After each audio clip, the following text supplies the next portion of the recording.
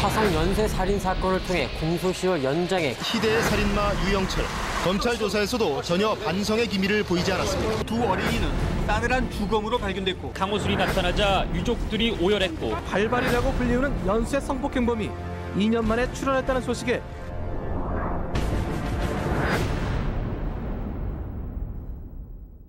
경찰청 자료에 따르면 지난해 국내에서 발생한 범죄 가운데 살인과 강도, 그리고 방화, 강간 등 흉악범죄로 분류되는 사건은 약 3만여 건. 이 중 살인사건만 총 1,200여 건에 달합니다. 안타까운 현실이 아닐 수 없는데요. 더욱더 놀랍고 우리 모두를 불안하게 만드는 것은 이렇게 발생한 흉악범죄 가운데 많은 사건이 아직도 범인이 누구인지 알 수 없는 미제 사건으로 남아있다는 점입니다. 언제 어디서 또 어떤 형태로 발생할지 누구도 예측할 수 없는 흉악범죄로부터 우리 국민의 생명과 안전을 지킬 수 있는 최선의 방법, 과연 없는 걸까요?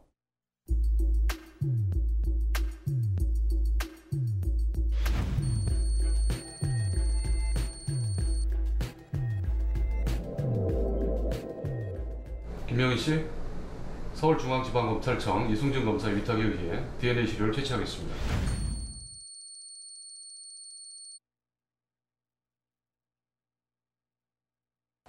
이거 왜 이러십니까? 저번에도 안 한다고 했지 않습니까? 누구 맘대로 내 DNA를 채취해요? 이거 불법 아닙니까? 나 이런 거 몰라요! 김명희 씨는 전에도 DNA 시료 채취에 불응하셨기 때문에 오늘은 서울중앙지검 이승준 검사가 지휘한 DNA 감식 시료 채취 영장에 의거 채취하겠습니다. 영장이 있다고요?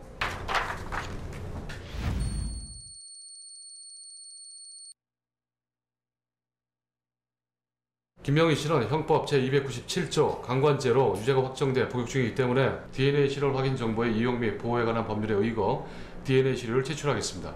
시료 채취는 면봉으로 입속을 간단하게 닦아내는 정도면 되니까요. 법 집행에 협조해 주시죠.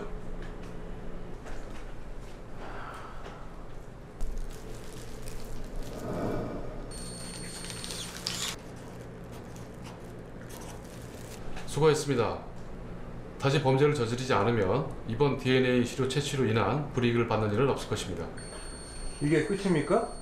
난 아프거나 되게 귀찮을 줄 알았는데 생각보다 간단하구만.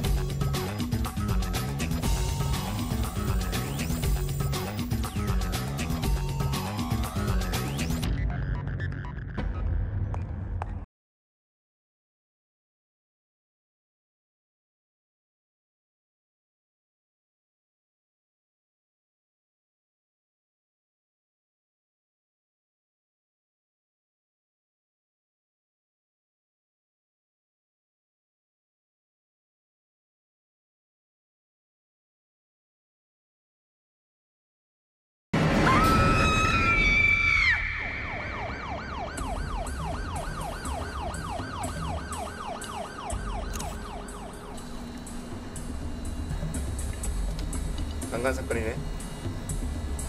증거물 확보하고 DNA 감식 의뢰해. 예.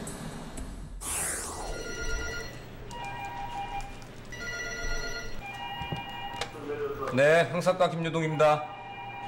6월 30일 발생한 강간 사건에 대한 용의자 DNA와 일치하는 사람이 나왔다고요?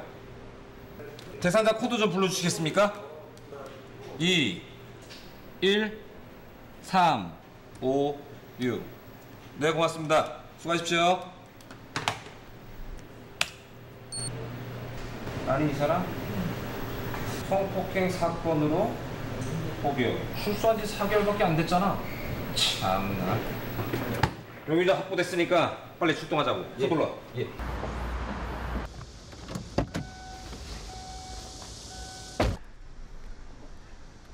김명희 씨? 뭡니까? 맞죠?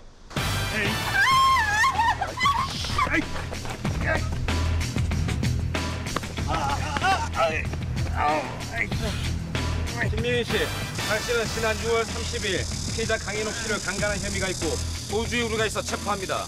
당신은 변호사를 선임할 수 있습니다. 용의자는 또 다른 범행 현장에서 일촉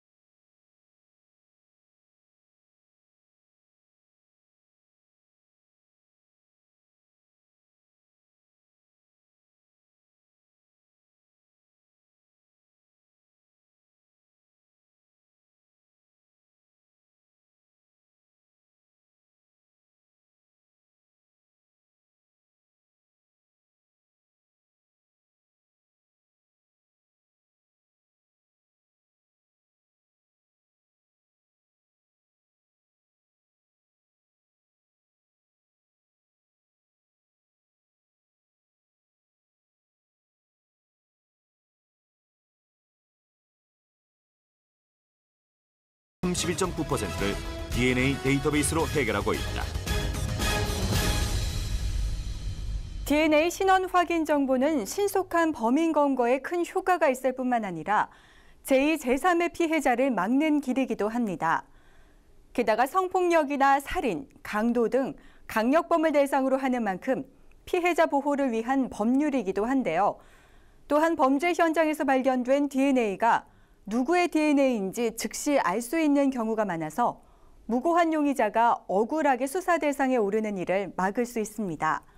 여러 나라에서 이미 제도화돼 오래전부터 범죄 수사에 활용되고 있는 DNA 데이터베이스. 이 법안을 놓고 지난 2009년 4월 29일 공청회가 열렸습니다. 그 여성의 인권의 시각에서 볼 때는 이런 법안이 필요하다라고 하는 그런 그 말씀을 드리겠습니다. 여성이 그 강간이나 살인이나 그런 그 범죄에서 위협받고 두려움을 느끼고 있는 상황에서 특히 그 범죄를 잘 수사해서 범인을 검거하고 예방할 수 있는 그런 기법이 굉장히 도입되는 것이 필요하다고 생각합니다. 하지만 이렇게 많은 이점에도 불구하고 국가가 개인의 DNA를 관리하는 과정에서 개인의 프라이버시가 침해될 수도 있다는 우려의 목소리도 있는데요. 과연 그럴까요? DNA 데이터베이스가 만들어지면 국가가 국민의 개인정보를 관리하게 되니까 이렇게 되면 프라이버시가 침해되는 거 아닌가요? 유전자 검사의 목적에 따라 많이 차이가 있는데요. 개인 식별을 위한 유전자 검사는 특정 형질을 가지고 있지 않습니다. 따라서 그것 때문에 사람의 프라이버시가 침해될 가능성은 없다고 얘기할 수가 있습니다. 범죄를 저질러서 이미 판결을 받은 사람한테 DNA 시료까지 채취하는 건 너무 가혹한 처벌이 아닐까요? 시료 채취를 형벌이라까지 얘기하는 것은 조금 과한 표현이라고 생각을 합니다. 예를 들면 사진을 한 번 더 찍는다고 쉽게 생각하시는 편이 이해하기가 좋고요. 프라이버시 침해, 개인이 차별적인 그 대우를 받을 가능성이 없기 때문에 그거를 형벌이라고 표현하는 것은 조금 과장된 표현이라고 생각을 합니다. DNA 신원 확인 정보의 이용 및 보호에 관한 법률은 인권 침해 우려를 불식시키기 위해 다양한 대책을 마련하고 있다. 먼저 DNA 신원 확인 정보 관리와 이용에 있어서 개인의 사생활이 침해되지 않도록 하는 의무 조항이 그것. 또한 DNA 데이터베이스의 이용은 범죄 수사나 형사 재판에서 필요한 경우로 한정해 남용의 가능성을 원천 봉쇄하도록 했다. 이때 DNA 신원 확인 정보를 수록하고 남은 시료와 DNA는 즉시 폐기 조치하게 된다. 대상자가 혐의 없음 등의 처분을 받거나 재판에서 무죄 등을 선고받았을 때는 수록된 정보를 의무적으로 삭제하고 본인에게 통지하도록 한다. 마지막, DNA 신원 확인 정보를 허위로 작성하는 등 각종 불법 행위에 대해서는 강력한 처벌 조항이 적용된다. 흉악범의 조기 검거를 위해 범죄 정보 수집의 필요성이 그 어느 때보다 강조되고 있는 시점이다.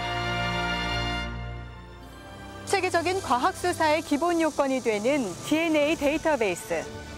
DNA 데이터베이스와 함께 나의 가족이, 또 우리의 이웃이, 나아가 우리 국민 모두가 안심하고 생활할 수 있도록 흉악범죄로부터 자유로운 내일을 약속하겠습니다.